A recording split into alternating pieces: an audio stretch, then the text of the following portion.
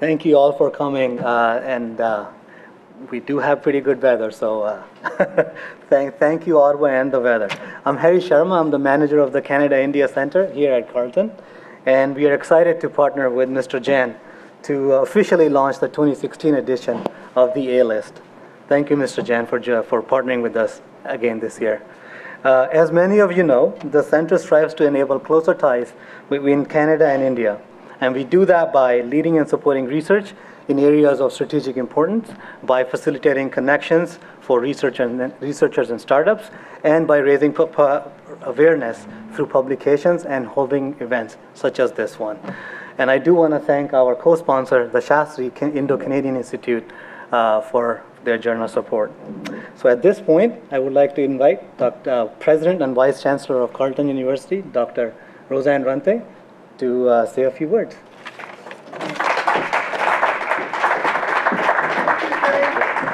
Thank you all for being here. It's just wonderful to see you here on this spring-like day of winter. I don't know why anybody would want to go to Florida when they could just stay in Ottawa and enjoy the nice weather. You know, Harry just joined the center, and we're so pleased to have him as our new director, and I hope you will get to know him during the reception and join me in giving him a warm round of welcome to Carleton and Ottawa. So we're looking forward to working with him a long time in the future. And it is just wonderful that this event is at Carleton University. Some of you probably know that Carleton University will be in 2 years 75 years old. Exactly, oh, there we go. Exactly 1/2 the age of the country, and we think that it's good to be the junior partner.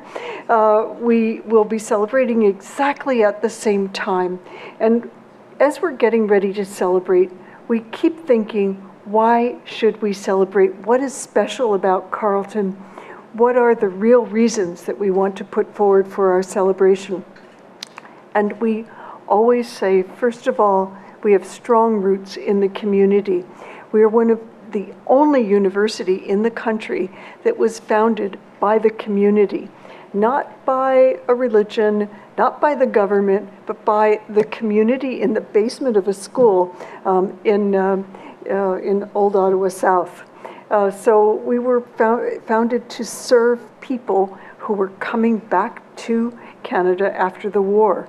There was no place for them to go to school.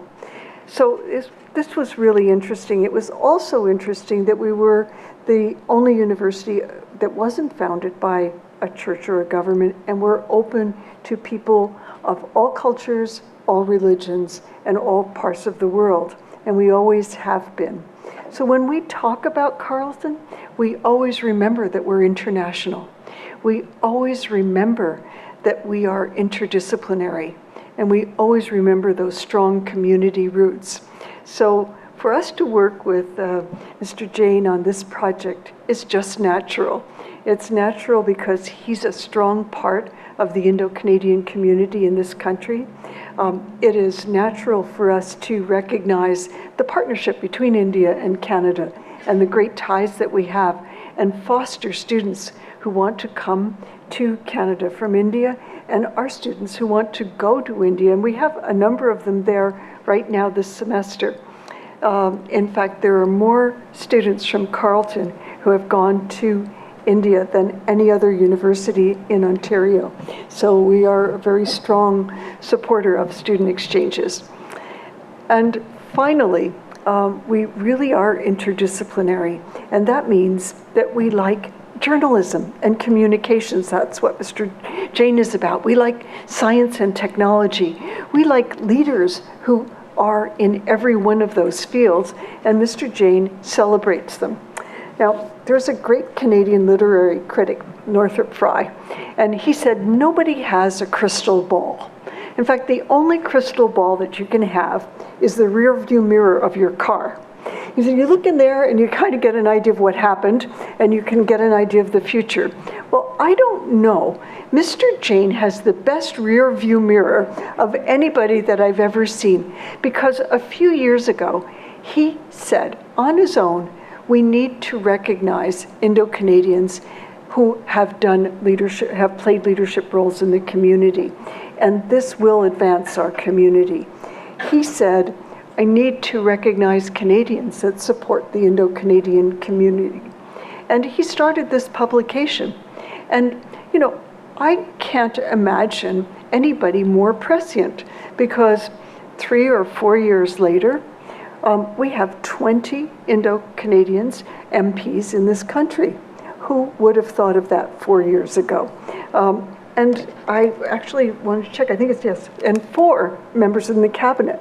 So this is really extraordinary. It means there's reason to have another book next year. But we thank Mr. Jain for being prescient and putting forward the accomplishments of Indo-Canadians so that people know that we're proud of them, and they can be proud of themselves, and they can play an ever more important role in our country, in its government, and in its economy, its engineering, its science, its medicine, in every field. So thank you very much for that. It is my pleasure now to introduce Mr. Jain. I don't really need to introduce him because you all know him. You all know that for 28 years he was editor and publisher of India Abroad. He's currently the Canadian editor of Indian Diaspora. He co-edited a book called Rights and Privileges, 50 Years of the Indian Constitution. And you might not know that in 2003, it received a prize from the Indian government as the best Canadian publication on India. He also recently wrote an article, Violence Against Women, All Pervading. It is a pleasure and a privilege to introduce Mr. Jain to you. Thank you.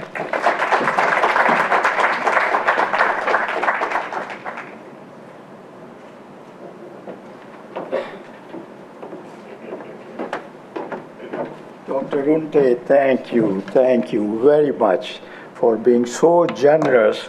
This is not the first time you have shown your generosity. We are doing this event 3rd time in a row. First was November of 2012. Then last year, exactly 1 year back, I'm coming back here the 3rd time. You have always been enormously kind and supportive of all what we try to do, and that is to give little better profile to the community. The number has enormously increased. It may surprise some of you that in 1955, Indo-Canadians, who were then known as East Indians, how this term changed, I don't know the history. Anil Arora might know, who worked for the Canadian government in the department. When I came here 36 years back, and after a week I was talking with somebody and he looked at me, "Oh, you are an East Indian," he said. That was a very strange term for me. I had no idea whatsoever what the immigrants are called here. And I said, "I am an Indian." "Oh, Indians are native people. You don't look native." And then he explained to me as to what is the difference between Indians in this country and East Indians. Anyhow, we are Indo-Canadians, and Indo-Canadians in 1955 were 1,139. It will surprise you. That number has swelled to 1.3 million in the country. 25,000 of them come to this country each year. Since I come of that background, I can say with confidence, Indians multiply comparatively faster. The profile is given to the Indo-Canadian community through our publication, A-List. That is what we are here to launch today, second in the series. I remember in 19 1965 John Porter, who depicted a vertical structure of Canadian society with Anglo-Saxons on the top and minorities like me at the bottom. James Fleming came in the same row. He agreed with the structure that John Porter described in his book, Circle of Power. He said the vertical structure, in fact, existed even in the 90s, but that was 25 years back.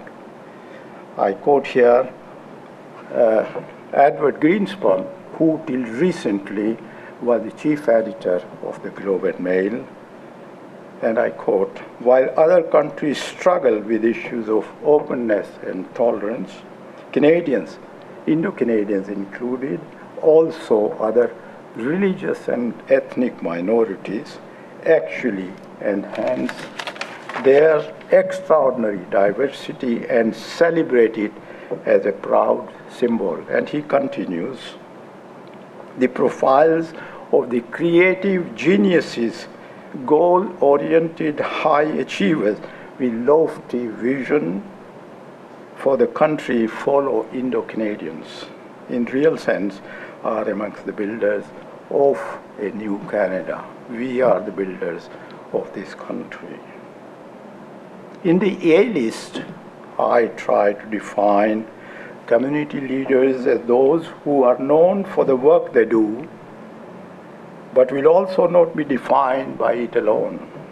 Leaders possess quality to inspire others by their actions. How do we select these eminent people? This question has been asked by many, many people from me, out of scores and scores of successful people in the Indian diaspora today, not 1955. To us, successful people, community leaders, include those who have gained name and fame for themselves, and in the process, they have given name and fame to the community and to their adopted homeland, Canada. Through the A list, we celebrate not just the individual, 10 of them are here, but the success of the entire Indian diaspora. That is what we have to bear in mind. That is what we try to explain others who says, how is it I have been left out? The voices of these leaders now, you can see, reverberate in the mainstream Canadians. They are mentors and eminent people. They are wise and trusted persons whom others could follow. I have two names in mind, rather three, amongst this list. Prem Watsa, founder of the Fairfax. He established this financial management company in the middle 80s with $5 million. It's a $35 billion company today. Ray Sahi, he controls Club Links, 26 golf clubs in the country. He is the biggest landlord for the federal government. Half of the properties that federal government occupies are owned by Ray Sahi. When he came early 70s in this country, you will be surprised, he landed in Montreal. And people told him, you have to learn French if you want to live and work here. He said, my God, you must be laughing, you must be joking. They said, why? I don't know how to speak English, you want me to speak French? We have Nadir Patel. President Runte, you hosted him before he left for India. He is now India-born, Gujarati-speaking, which is his mother tongue. He is Canada's High Commissioner in Delhi, a friend of mine. What a proud moment it is for all of us. Many amongst the Indian diaspora have made their presence eminently felt in fields as diverse as business, industry, architecture, and politics. President Runte mentioned we have 20 members of parliament. How could you imagine? In 1993, there were 3 members for the first time who sat in the House of Commons. There was first Turban Sikh in 1993 in Gurbaksh Mali. Today we have two Turban Sikh members of the federal cabinet.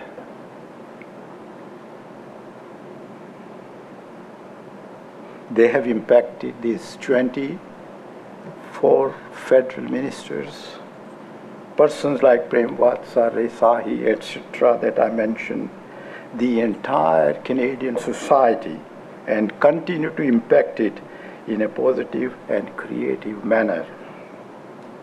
They are also the bridge builders between Canada and India. By virtue of their leadership in their respective fields, they have raised the profile of other Indo-Canadians to greater heights. Dr. Runte and friends, that is what we are here to celebrate today. Thank you for your active support in this endeavor.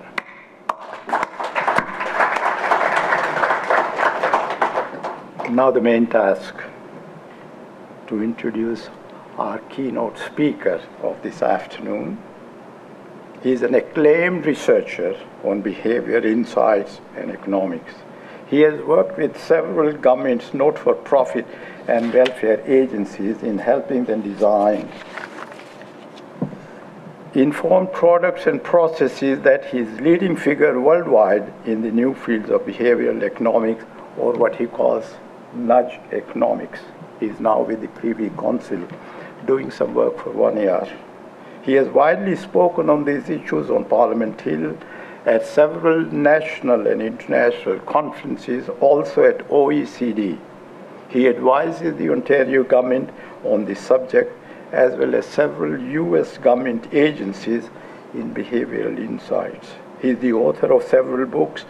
Most recent one, published by the University of Toronto, is titled The Last Mile, Creating Social and Economic Value from Behavioral Insights. He has earlier served on the faculties of the University of Colorado, also in Hong Kong. Please welcome Professor Dilip Soman of the University of Toronto.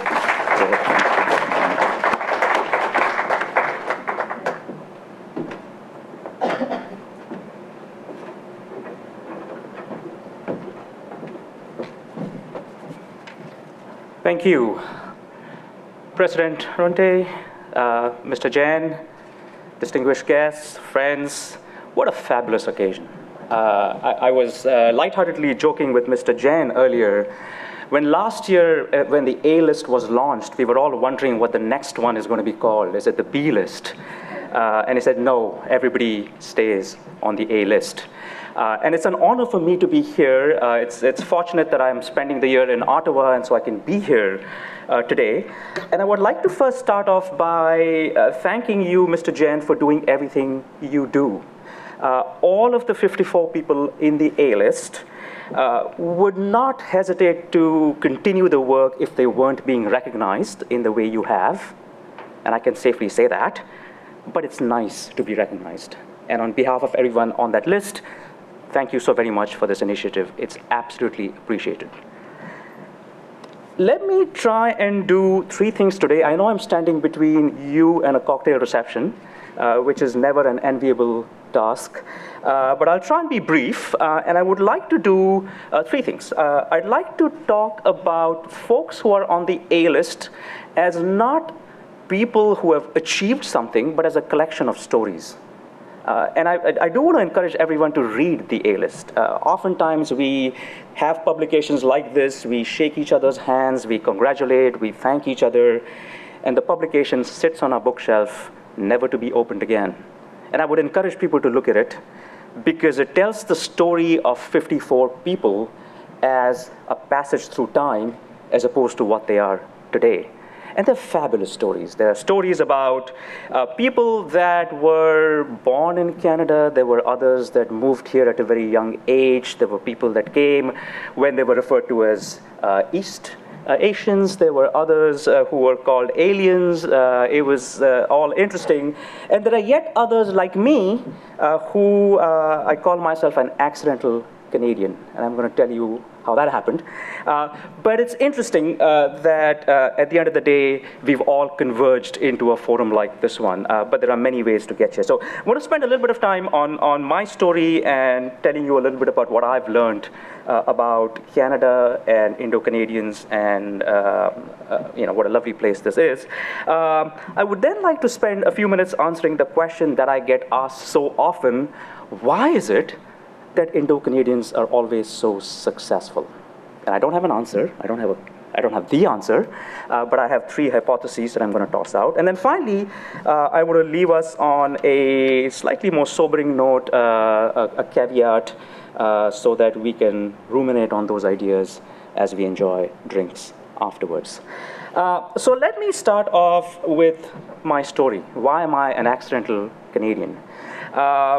It's a story that begins many, many years back when both me and my wife were studying in the United States. I got my degree in Chicago.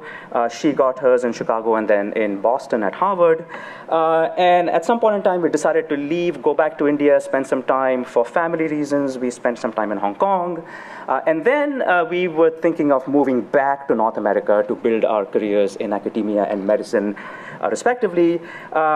We both got jobs in the United States. We chose to go there because my wife was trained as a physician. She had a license to practice, and we never thought of going anywhere else because we had spent a lot of time in the US previously. And then 9/11 happened. That point in time, right? And when 9/11 happened, lots of things happened, one of which was that the agency that was handling paperwork changed. It used to be the INS, it then became the Department of Homeland Security, and in that entire scuffle, our paperwork got lost somewhere, right? And so our employer, Duke University in North Carolina, said, could you please refile everything you filed? And so we did. But while we were waiting for this whole thing to move on, we happened to be in Toronto. This was back in 2001, late 2001. Met a friend of mine who used to teach at the University of Toronto, and he said, why don't you think of moving here? And to cut a long story short, we did think about moving. And before you knew it, we were here. And I'm glad we did come here because it took a further 4 years for our applications to get processed in the United States. I still remember that I got a call from the US consulate saying, congratulations, your green card has been processed. And I said, no, thank you. And they didn't know what to do with that because apparently I was the first person to have turned down a green card. But be as it may, our initial thinking was that we'd spend some time in Canada, maybe for a year, 2 years, and then eventually move to the US. 14 years have passed. We are still here. We ain't going anywhere, right? And we're not going anywhere because of the warmth, not necessarily the weather, but of the people. It's an absolutely lovely country to be in. It's full of warm people, and it's an inclusive country. And these are things that are very rare to find anywhere else in the world. Take it from me, having lived in the US and Hong Kong and Australia and Singapore, there is nothing like the level of inclusiveness we see in Canada. Now, the story is interesting because it's fun. It's actually been written up in a few places as well. But it does bring me to an important point about Canada, which is our biggest strength, our biggest asset, our biggest sort of secret, is exactly this inclusiveness, the fact that you get integrated into the fabric of the country very quickly. And it's hard to showcase that, to convince people to move here in the first place. It's one of those things where you've got to live here to experience it. And that's an interesting puzzle for a lot of people who are in the area of trying to figure out how we can best attract talent. You can't hold up the fact that we're inclusive as a calling card, unlike a salary packet. But that's something that we need to start thinking about, right? So, but like me, everybody else on the A list has interesting stories, and there are interesting lessons in each of those stories. So I would encourage you again to go in and look at those stories because there's a lot to learn from those stories. Now the big question, why do Indo-Canadians do so well, right? And I said I have no I don't have a good answer, but I have three theories. And the three theories have to do with the DNA of what it means to be an Indian, especially for those of us who have grown up in India. I have to say, I'm a new Canadian. For those of you who have always been Canadians, you might not know that there's a rule of thumb that defines who a new Canadian is. Right? If you are on your first Canadian passport, you're new. If you've got a second Canadian passport, you're established. Right? So I recently got established. I'm no longer a new Canadian. But what does it mean to be of Indian origin in Canada? What is it that defines being Indian? I think there are three things that define being Indian, and I'm going to summarize this. This is based on an article that I wrote a few years back, which was in a book that I co-edited called Innovating for the Global South. And the three things are grit, pluralism, and jugaad. And let me try and sort of put some structure on them. Grit, right? What is grit? Grit is the ability to go on and on and on and on in the face of seemingly impossible odds.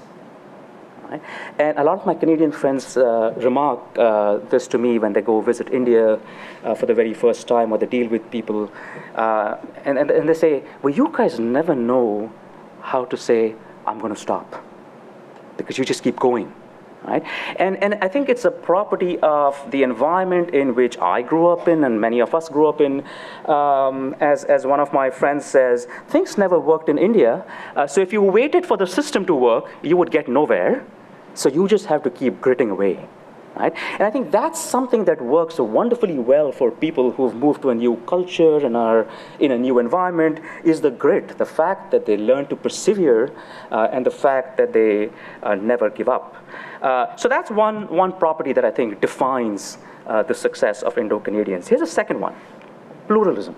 Right? Now, pluralism is a term used by sociologists and psychologists. It has a very precise meaning, but it refers to the ability to hold multiple identities in your head at the very same time.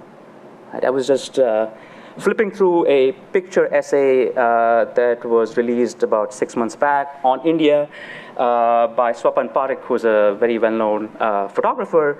And one of the pictures that stood out for me was a photograph of a sadhu in the hills of Banaras, ash smeared over his forehead, and a kamandalu, and the prayer items in his hand, wearing a dhoti, bare-chested, and speaking on the latest Apple phone. Right?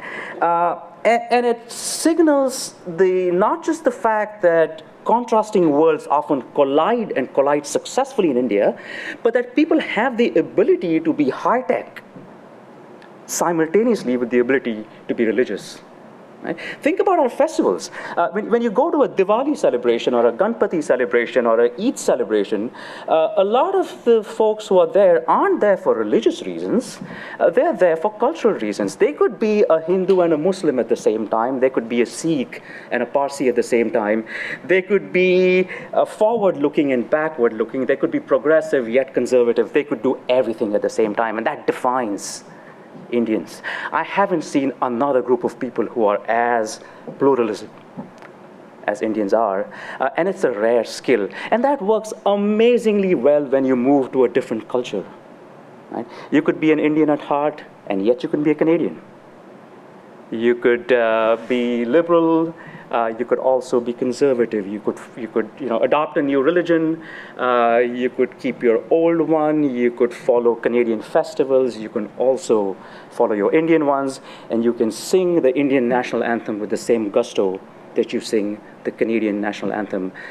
Isn't that wonderful? That's something that I haven't seen another group of people do as well. And then finally, the notion of jugaad, which is the idea that Indians as a race have this very interesting mindset. We don't see objects as objects. We see them as resources. We're able to come up with ways of combining resources in ways that other people just can't fathom. And there's a whole slew of people writing books and articles on the notion of jugaad. It's a new way of thinking about innovation. But to me, it is fundamentally a mindset that goes with the grit, and it says, as long as I have something to build a resource base on, it will be done. And I think those are the three defining features of what makes Indians so successful, what makes this community tick the way in which it does. So that's by way of my hypotheses. But if somebody enterprising wants to write a doctoral thesis on this, I'm sure there is a lot of work to be done to answer that question. All right, let me end up with a few interesting sort of maybe sobering thoughts. Right. The A-list is amazing, but I think the A-list is just the tip of an iceberg. There are many people who I think have done amazing work that are not on the A-list, but as you said, Mr. Jain, there will be A-list 2017 and 18 and 19 and 20. But be as it may, there are a lot of people whose work will go unrecognized because there simply isn't enough in terms of pages. I think about the crossing guard at my local school where I live in Toronto, Mr. Singh. Mr. Singh has been an Indo-Canadian for 37 years. He has given his life and soul to the country. He will unfortunately never make it to the A-list, but I think we ought to take a moment to recognize people like Mr. Singh, who will never be published about or written about, but have contributed immensely to the fabric of this country. So Mr. Singh, and everybody else like you, congratulations and thank you for doing that. Also, there will be many people who unfortunately will not be successful. And by its very nature, people who don't succeed will never get written about. And as a country and as a community, we need to think about ways in which we can better support those folks. And maybe a life in Canada isn't for everybody, but maybe we need to think about ways in which we can actually support new Canadians, new Indo-Canadians, and help them succeed in everything that they choose to do. And finally, how can we learn from each other? That's something that I think we need to do a little bit more. We've done immensely well as a community collectively and as a group of individuals. Can we learn from each other and build up the success into sort of a longer term tradition? And if we can do that, then I think that will be a lasting legacy to not just the A-list, but everything that all of us have stood for. So on that note, thank you very much. And again, Mr. Jain, thank you for everything you do. Thank you for hosting us.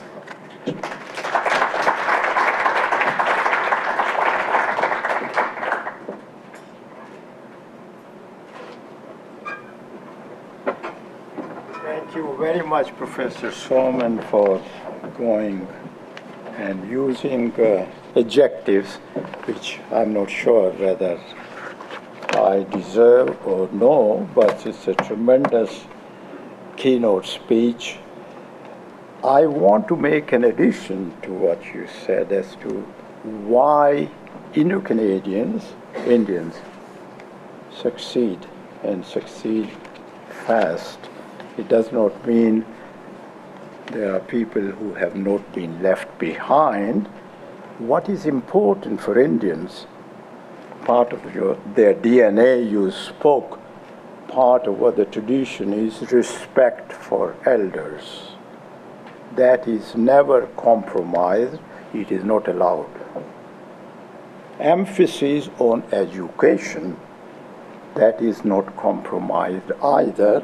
Whatever be your source of income, poor, not very poor, middle class, rich, please, my son, my daughter, now, it was not there earlier, my daughter, study and study hard. I want you to compete. I want you to go to IITA. I want you to go to Indian Institute of Management, alma mater of Dilip Soman, and I want to walk in the streets with my head high. That is what is the reason. I remember a story several years back why Indians migrate to this country or to any country. They want to succeed. For them, to be a panhandler is a disgrace. better go back to my country. I went to a soup kitchen once. I was behind the counter trying to serve people, and I saw one man sitting on the table, looking like me, a brown person. I went to him, "Sir, what can I get for you? Breakfast. This is what we have." I'll tell you. So he was feeling embarrassed. I said, "I'll come back in 5 minutes." I went back to the kitchen. After a few minutes, I went again to the table. The man was not there. He left the soup kitchen. He was hungry without eating because he saw me. Anyhow, Dr. Runte, you like to come here, please? We have, just for your information, and that has been stated earlier by Dr. Runte, also by the lead Soman, there are 55 inductees in the latest issue of ALIS. 6, in fact, are the institutions, including one Canada-India Center at these eminent institutions in the capital city of our country. 48 are individuals. I'm going to introduce very, very briefly in one sentence each of you who are present, and you will formally receive a copy of this publication from President Runte, who has been so kind to spend so much of time with us. I start with the first inductee, former Chief Statistician of Canada, says about him, "Just about one thing that this person might not be able to do is to walk on water." And then he adds about the same person, "For all I know, he might even be able to do that."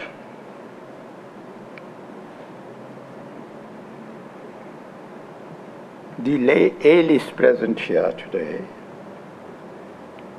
we bring in the first inductee, Anil Arora, currently Assistant Deputy Minister of Health of Canada. He has all the intellectual gifts and attributes with whom people want to work with because he is generous in sharing credit, doesn't take credit for himself.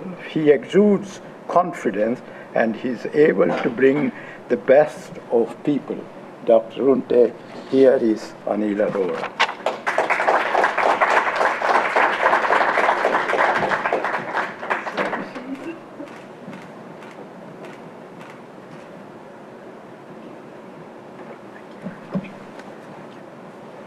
Our next inductee,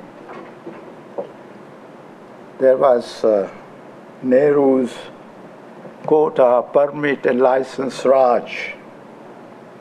He is one person, and very, very early times who opposed that and advocated liberalization in the Indian planning. Of course, not many policymakers in New Delhi would listen to what he was writing, what he was talking, and what he was suggesting. This person has written over a dozen books, most recent one being Globalizations of Indian Economic Integration. He taught political science for 35 years at McGill University. Baldev Nair is our next inductee.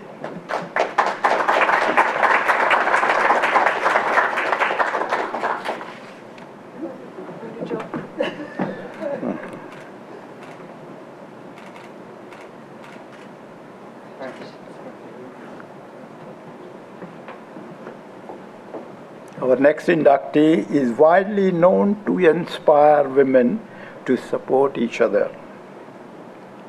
She is head of the public relations, communications and corporate reputation at Microsoft Canada. She is helping change the way large organizations and brands do business. I'm sorry, Professor Runte, Chitra Anand, I don't see her here. She was supposed to be our next inductee. The next one, his commitment to modernize India's mining sector began in 1960, and that commitment still continues even though he is 90 years of age. He's a world-renowned geologist and mining expert who has worked in dozens and dozens of countries, including Brazil, Canada, Egypt, Greece, Sudan, Norway. Please welcome Dr. Desh Sikka.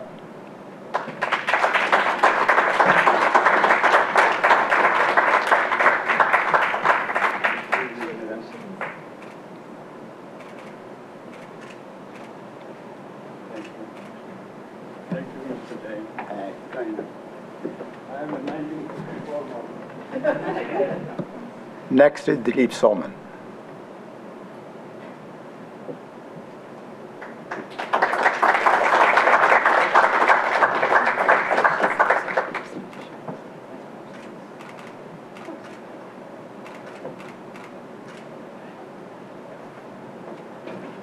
Thank you. She's a trailblazer in dementia care. She is widely known in the psychiatry community for her prominent work in Alzheimer's as well. Many people who know her often ask her whether she finds depressing work with elderly, dementia-treated patients. She disagrees. Her response is she has never felt it was a depressing work. Tremendous. These people have so much of resilience and human spirit to be able to live and to smile that it is something to envy for you as a psychiatrist. And I quote her, "I have always found my work exhilarating." She recently retired as clinical psychologist in the memory clinic of Douglas Hospital in Montreal. Our next inductee is Dr. Dolly Dastoor.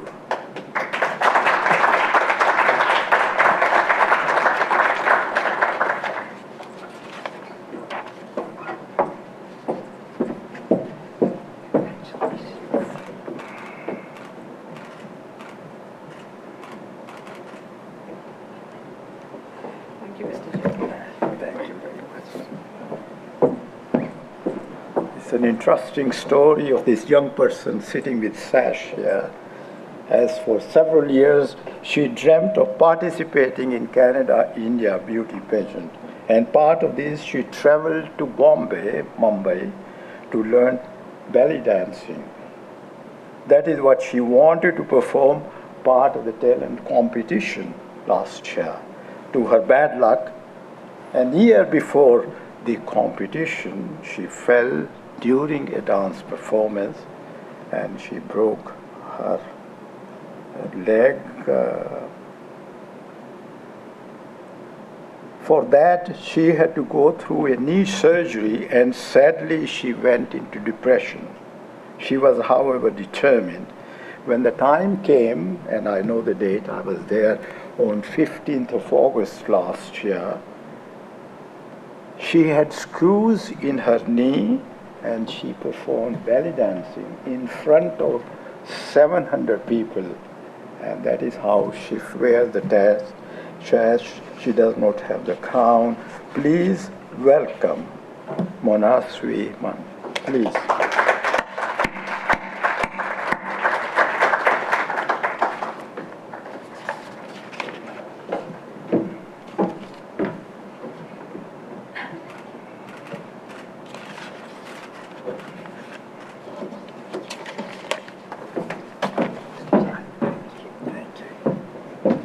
One person I should have introduced, I should have recognized before, is Dr. Girish Shah of Laval University. He is now the president of Shastri Indo-Canadian Institute. I want to say special thanks to him, Dr. Shah. Thanks for co-sponsoring today's event. Our next inductee is in the category of Friends of India. We have 3 of them. Professor Boiswert is widely recognized as an India-centric academic. He is director of the Center for Studies and Research on India at the University of Quebec in Montreal. We recognize him as a friend. Why? He has traveled to India dozens and dozens of times. He has taken a group of students to Kumbh Mela, and you will be surprised that he is now doing a book, a special book on transgender people. They are known in India as Hijras, and that is a major research project, interdisciplinary, that he's doing, Professor Boiswert.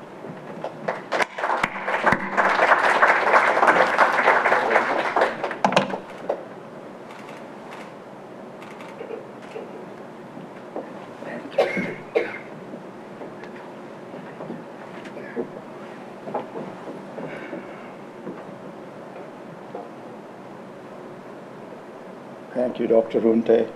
We have a final speaker, you see, and final speaker is no other than chair of the Canada-India Centre. He is known for his philanthropic work.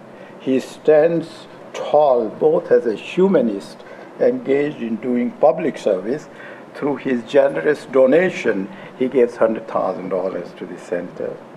And as a pediatric specialist in Ottawa Hospital, caring and nourishing sick children. Beyond work, he has also assisted healthcare-related fundraising activities. He was there the other day at a fundraising event, and he says they raised $400,000. My God, if it is so easy. But he can do it. As member of the board of Queensway Carleton Hospital Foundation, he has inspired other Indo-Canadians to donate generously towards the hospital. He was recently named to the Board of Governors of the Executive Committee of Carleton University. He also sits on advisory board of Mahatma Gandhi Peace Council, whose mandate is to actively endorse peace and harmony between Indo-Canadians and Canadians. Please welcome Dr. Pradeep Merchant, a friend of mine.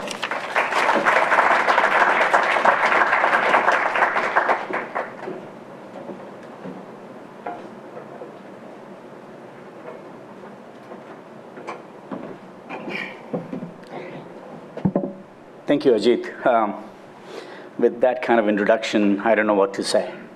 And Dilip, I think if anybody is actually standing in between that little drinks, it's actually me now. So I'll try and do quickly. I want to give you a little historical perspective. Canada-India Centre was a brainchild of quite a few people who actually engaged. And when it was sort of put forward, we had to sort of think where it would be. And the thoughts were all over the map. But we thought the nation's capital would be the right place. And so we again engaged many people. The one person who stood out and said, you know what?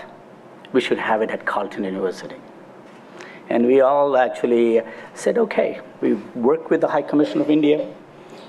It was Dr. Runte who actually came to the podium to say, you know, if we all work together, we can actually create a Canada-India Centre. She was that committed.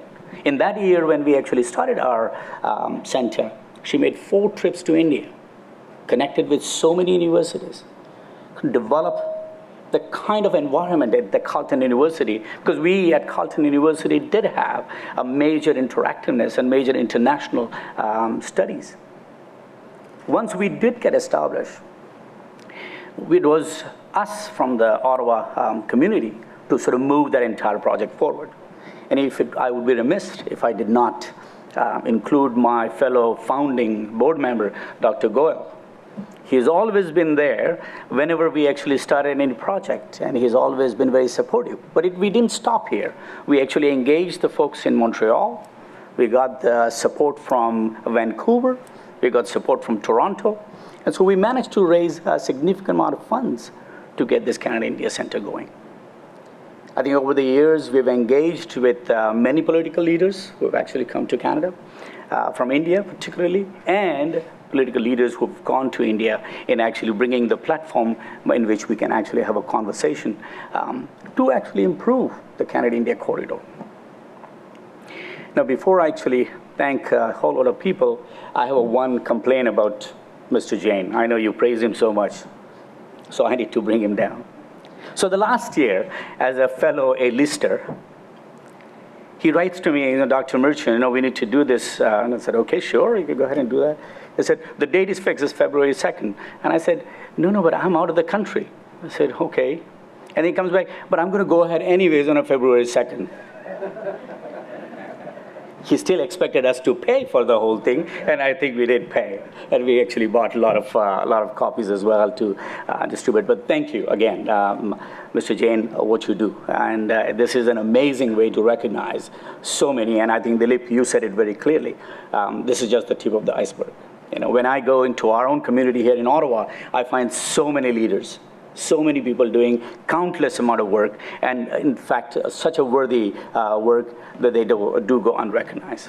But I think we need to actually spend some time recognizing them in our own ways, in our own department, like Anil, you lead, in our own department, like in medicine, where I have opportunity to recognize some of those people who are contributing to it as well.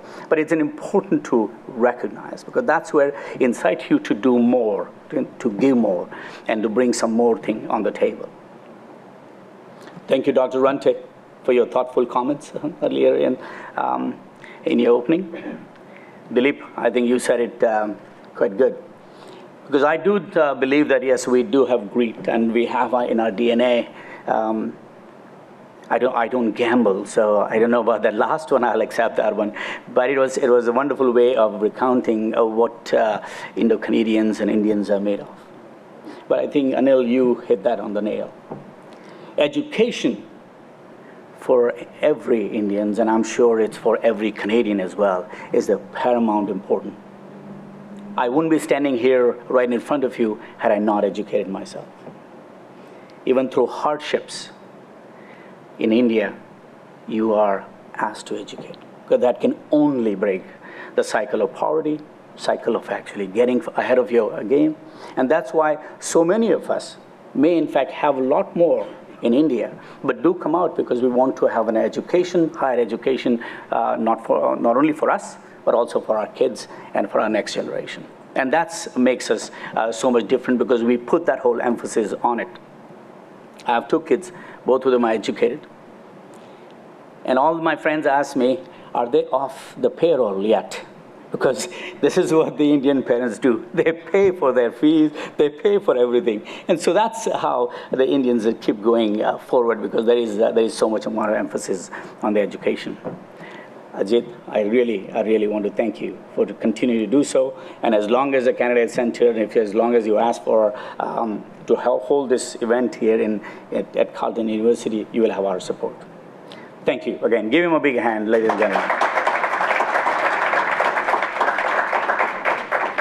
So I believe this brings closure to he has a few more things to say, and I think by the end of that, we do have, I guess, there are wine bottles I see, and there is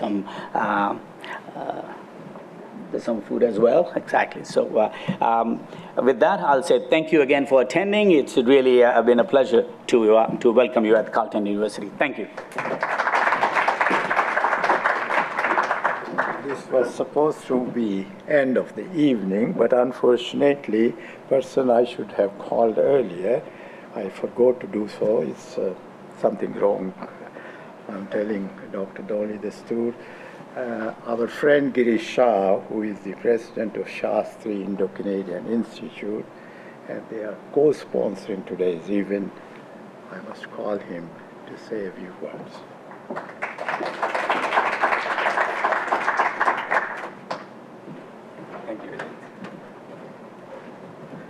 I know that I'm standing between wine and you, so I think that is not going to work very well. But I would like to mention that I'm very happy on behalf of Shastri Indo-Canadian Institute that we have supported this event. I'm doubly pleased because Carleton University is a member of Shastri, and any event that any of our members hold anywhere in Canada, which will bring out the best between India and Canada in terms of collaboration, Shastri would be supporting it. So I had absolutely no hesitation. This is a great event, and it's, of course, my pleasure to say that on behalf of Shastri Institute that we have been working for the last 48 years to bring India and Canada together. It started with Lester Pearson's time, and Shastri was the Prime Minister of Canada at that time. Since then, two governments have supported us continuously from both sides, and therefore, it's a great pleasure to thank you for bringing it out in the A-list book as a Shastri Institute and its contribution to Indo-Canadian or India and Canada collaborative activities. Thank you very much, and have a nice evening. Thanks.